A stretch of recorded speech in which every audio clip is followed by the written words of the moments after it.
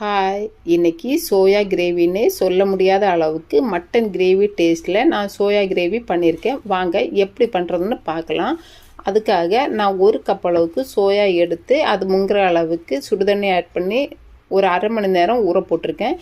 இப்போ ஒரு கடாயில் கொஞ்சமாக ஆயில், கொஞ்சமாக சின்ன வெங்காயம், கொஞ்சமாக இஞ்சி, பூண்டு, பச்சை மிளகாய், மல்லி இலை போட்டு நல்லாவே கலந்து விட்டுருங்க. இப்போ கொஞ்சமாக முந்திரி ஆட் பண்ணி நல்லா கலந்து விட்டுட்டு லாஸ்ட்டாக ஒரு தக்காளி சின்னதாக கட் பண்ணி அதையும் ஆட் பண்ணி கொஞ்சமாக உப்பு போட்டு நல்லா கலந்து விட்டு இப்போ கொஞ்சம் தக்காளி கொஞ்சமாக வதங்கினதையும் எடுத்து ஆற விட்டு மிக்ஸி ஜாரில் போட்டு நல்லா பேஸ்ட் பண்ணி எடுத்து வச்சுருங்க.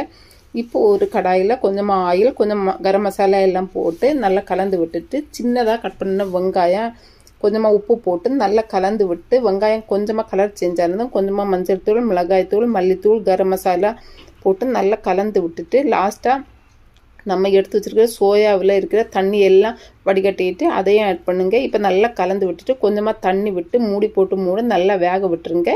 நல்லா வெந்ததும் மூடியை ஓப்பன் பண்ணிவிட்டு இப்போ நம்ம எடுத்து வச்சுருக்கிற பேஸ்ட்டை ஆட் பண்ணி கொஞ்சமாக தண்ணியை ஆட் பண்ணி நல்லா கலந்து விட்டுட்டு தேவையான அளவுக்கு உப்பு போட்டு இப்போ தேவையான அளவுக்கு தண்ணியும் கொஞ்சமாக ஆட் பண்ணி நல்லா கலந்து விட்டு மூடி போட்டு நல்லா கொதிக்க விட்டுருங்க.